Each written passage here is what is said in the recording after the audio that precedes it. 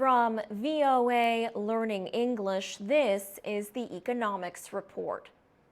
Bangladeshi garment workers earn less than workers in clothing factories in any other country.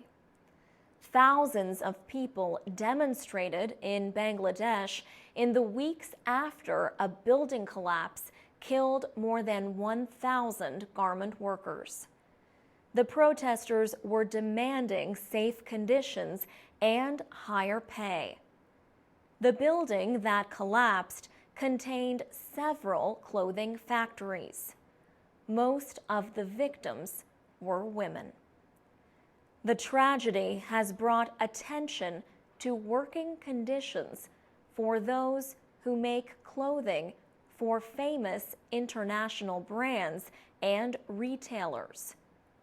Labor union activists say organized labor groups are the most effective way to increase safety in the workplace. Earl Brown Jr. is a labor and employment lawyer in Washington. He directs the China and law programs at the Solidarity Center, a non-governmental organization. The Solidarity Center supports independent unionism.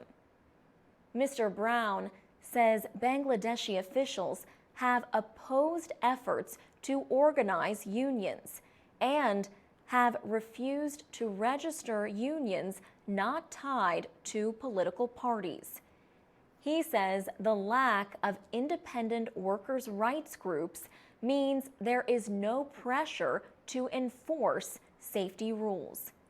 Katerina Linos is an assistant professor of law at the University of California, Berkeley.